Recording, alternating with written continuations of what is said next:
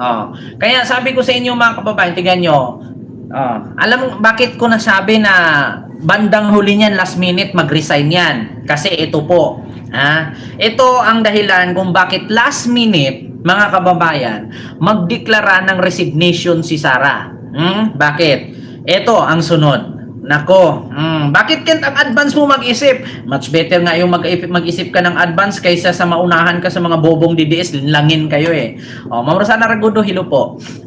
Ito po ang rason na kung bakit last minute, kung magipit si Sara sa impeachment sa Congress at sa Senate, magdeklara ng resignation yan. Kasi ganito po ang mangyari mga kababayan.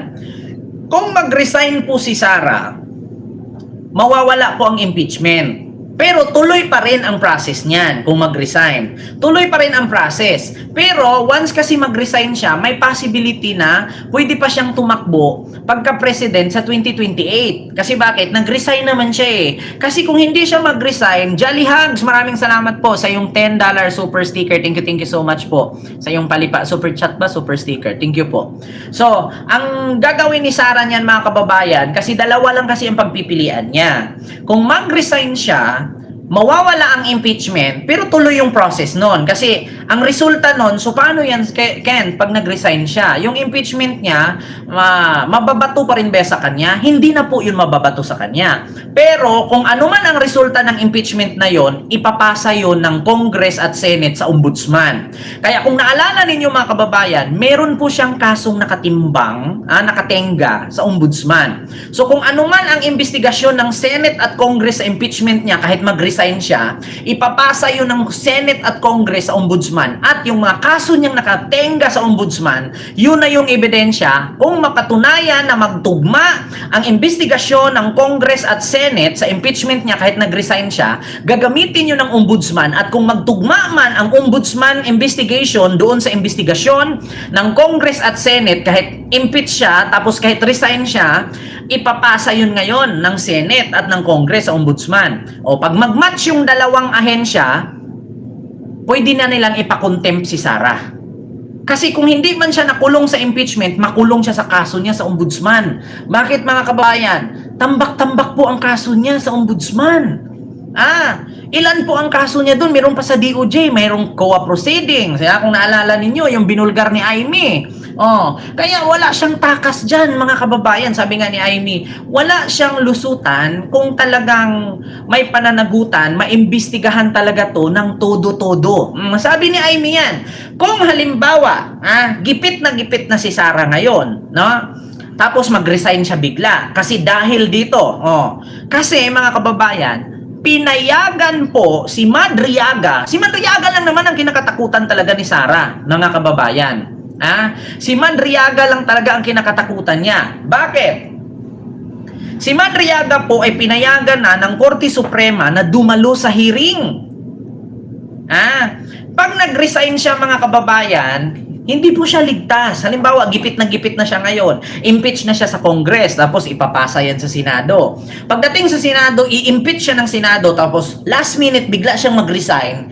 Mawawala yon. Mawawala yung impeachment na yon kasi nag-resign na siya eh. Pero yung resulta ng impeachment na yun, ipapasa nila kay Buying yun. Tapos yung resulta na yon, halimbawa, convict siya doon or guilty siya doon sa impeachment na yon sa Senate kasi panghuli ang Senate eh.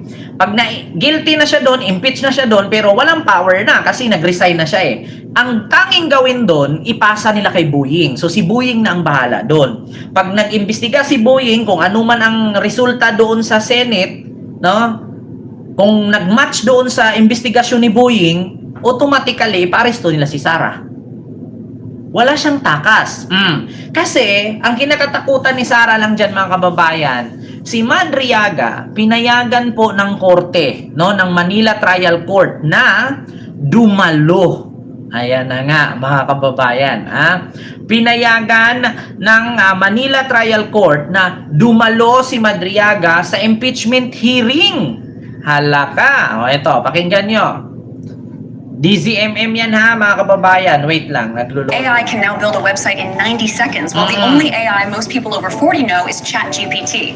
Disappear for Sa ibang balita, pinayagan ng korteng dumalo sa impeachment proceedings ng Kamara ang dating aide at sinasabing bagman ni Vice President Sara Duterte na si Ramil Madriaga. Naritong kumpirmado. Siguradong balita mo. Oh, narinig din niyo ha? Pinayagan ng Manila Trial Court or Manila City Trial Court, no? Na dumalo si Madriaga sa hearing ni Sara at mag-witness. Bakit mga kababayan pinayagan si Madriaga? Hindi pa naman convicted si Madriaga eh. Under processing pa yung kanyang kidnapping case. Hindi pa tapos yun. Kinulong lang siya pero hindi siya convicted.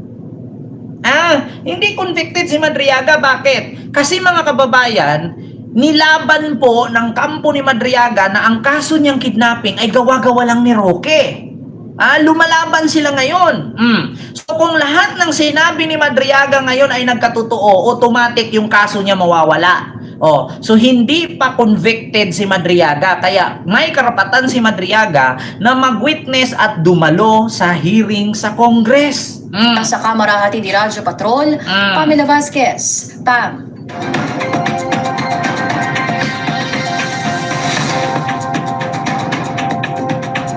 Pinahintulutan ng Manila Regional Trial Court na makadalo ang sinasabing bagman, EDP Sara na si Ramil Madriaga sa susunod na pagdinig ng House Justice Committee sa April 14, kaugnay pa rin ng impeachment complaints laban sa Vice-Presidente.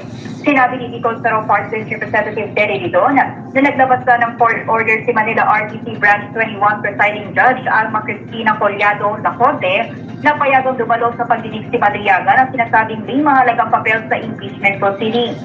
Sa ngayon, nakakulong si Madriaga sa BJMP facility sa Camp Bagong Siwa sa Taguig. Nauna nang ipinasampina ng House Justice Panel si Madriaga na nagpahayag na handa siyang tumestigo sa umunoy maling paggamit ng confidential funds ni VP Sara. Yan ang balitang kumpirmado. Sigurado, ito ang Radyo Patrol. Pamela Vasquez, DZMM. Ayan, sabi ko nga sa inyo mga kababayan, pinayagan ng Manila City Regional Trial Court or Manila City Court, Trial Court, hindi pala regional, Manila Trial Court, mga kababayan, na si Madriaga ay dumalo kasi hindi pa naman si Madriaga convicted, detainee pa lang siya, under process pa yung kaso niya dyan sa kidnapping. Kasi bakit mga kababayan, yung kasong kidnapping kasi ngayon, asaan po yung kinidnap? Yun ang tanong ngayon, nasaan yung kinidnap? Kasi hinahanap yan mga kababayan asaan yung kinidnap ni Madriaga na nilagay ni Harry Roque? Saan na yun? Yung mga sinabi ni Harry Roque kinidnap ni Madriaga ay miyembro ng illegal na pogo. Mga scammer. Yan yung mga pogo boss. Tapos sasabihin niya kinidnap ni Madriaga, yun yung mga pogo, yung mga Chinese. So saan yun ngayon? Bakit nag-abogado si Harry Roque doon? Sino yung mga Chinese na kinidnap? Maiharap ba ni Harry Roque? Paano iharap ni Harry Roque kung si Harry Roque di na nga makauwi? Kinaso ni Harry Roque yan Si Harry Roque ang complainant niyan. Ngayon, pag magpatawag ng hearing para kay Madriaga, paano lulusot si Harry Roque? Isang hearing, dalawang hearing, tatlong hearing, hindi siya sisipot. Ibig sabihin, dismiss ang kaso. Diba? Akusado pa lang si Madriaga pero hindi pa siya convicted. Kasi ang tanong kasi dyan, nasaan yung kinidnap? Hindi yan maipresent ni Harry Roque. At sino ang complainant? Si Harry Roque. Paano lalabas si Harry Roque? Nasaan ba ngayon si Harry Roque? Sa madaling salita, mga kababayan, makakalaya yan si Madriaga. Makakalaya yan. Bakit? Ang complainant si Roque. Ngayon, paano kung magpatawag yan, mga kababayan? Ipatawag yung complainant, ipatawag yung suspect. Ano ipakita ni Harry Roque suspect? Sino yung kinidnap? Sino yung suspect? Sino yung biktima? Wala nga siya. Asan yung mga Chinese na kinidnap? May pakita ba ni Roque yun? May ilabas ba ni Roque yun? Hindi niya maipakita yun, hindi niya mailabas yun. Bakit? Wala na sa Pilipinas na deport na. Di ba? Hindi pa convicted si Madriaga, hindi pa siya nahatulan at wala pang trial na naganap kay Madriaga. Wala nga, kasi paano magkaroon ng trial? Mismo yung complainant nagtago. Nandoon sa nandoon sa Netherlands, ay sa Vienna, Austria. Kaya nga sabi ko sa inyo mga kababayan, di ba, humingi ng tulong si Madriaga kay Sara, hindi kinampihan, binaliwala. Ngayon bumaliktad si Madriaga kasi nagtampo nga. Dati, nagserbisyo ako sa tatay mo, pinagserbisyuhan kita, tapos ngayon maghingi akong tulong para palayain mo ko, hindi mo ko tulungan. Kasi mas kinampihan mo si Harry Roque. Kasi ang sabi daw ni Sara, kung kinasuhan mo si Harry Roque, para mo na rin kinasuhan ang mga Duterte. Di ba? Ano nangyari? Ayan. Kaya sabi ko sa inyo mga kababayan, makakalabas Madriaga makakalaya yan. Kasi walang asan yung complainant? Si Harry Roque naman ang complainant yan. Si Harry Roque nagkaso niyan di ba? Kaya sabi ko sa inyo mga kababayan, pinayagan si Madriaga. Pakinggan natin mga kababayan, yung sabi nung abogado ni Madriaga na handang-handa na si Madriagang lumabas. Sana ba yun? Ito mga kababayan. Ito, pakinggan ninyo, mga kababayan. Nako! Iligan City, Mindanao, Rex The more Roble. you practice chair Tai Chi, the better you'll look and feel. Starts Monday, April 6th. Nakakuha lang tayo ng update mula sa kanyang legal counsel. Kasama natin sa ating linya si Attorney Raymond Panat, ang legal counsel po ni Ginoong Ramil Madriaga. Attorney Raymond, maraming salamat po sa paghihintay. Good morning po, Christian at Doris. Good morning, sir.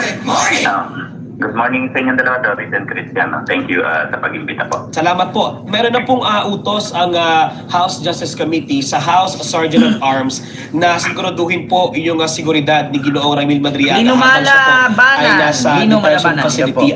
Sa unang pagtanggap po ng information yan, kamusta po para po sa inyo?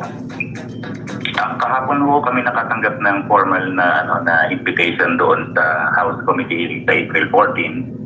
At nabasa ko nga rin po yung directive ng House na isigurado po yung security during the detention and transport po. So, nakipag-ugnayan na rin po kami sa NBI kung paano magiging setup niyan. And but sa initial na pag-uusap namin po mag-e-escort or baka mismo NBI na mag-transport kay Madriaga from the detention cell to the house po sa April 14 po. Okay, so, pero yung for that purpose lang yun, attorney, para lang umattend siya doon sa hearing, not specifically na doon na siya mismo malilipat Para escort lang. Escort lang po. Yung letter po Ma'am Rinico, hello po. ng House Committee was addressed to the court kahapon na receive ko na nagre-request ang House na payagan ng korte na umattend ng hearing ng April 14 at 10 a.m. po. Pagkatapos po nun, obligado po siyang ibalik dun sa detention cell. So ibig sabihin nga mga kababayan, pinayagan nga si Madriaga na umattend sa hearing at mag-witness laban kay Sara, no? Or magtestigo laban kay Sara mula 10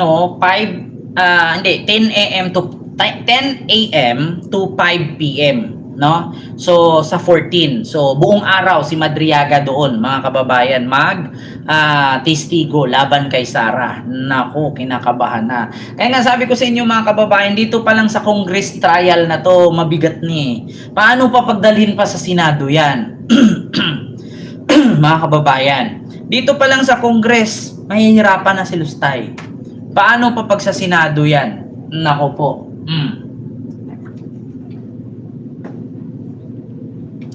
Mabigat-bigat. Continue. Attorney, bigyan nyo nga kami ng ideya. Ano ba yung sinasabi ninyo ng mga threat na natatanggap ng inyong kliyente?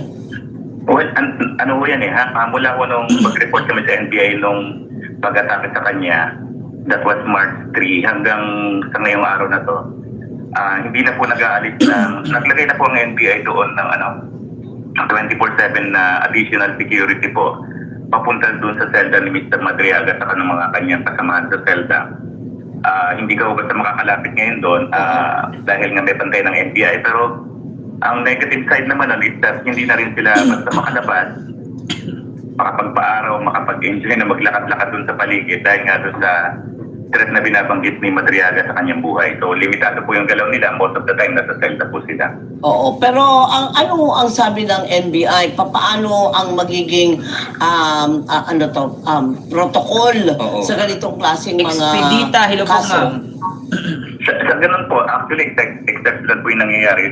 Ang sistema po ngayon, mayroon pong Ma'am Hilda Bilasan, hello NBI po, na sa Dipolog. security na naka-station po doon sa BGMP, which is nirequest po namin yon. So, talaga nagtalaga po Sir sila doon ng Ernie, hello security po. para ho additional doon sa BGMP para ho ma-prevent or whatever threat doon sa kliyente po namin.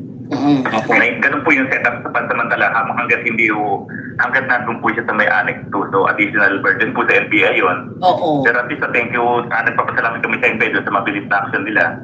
Imagine from March 3 up to the present, meron pong additional security po ang NBI doon. Oo, pero marami rin ang nagsasabi, attorney, na bakit ganyan na nagbibigyan ba ito ng special treatment?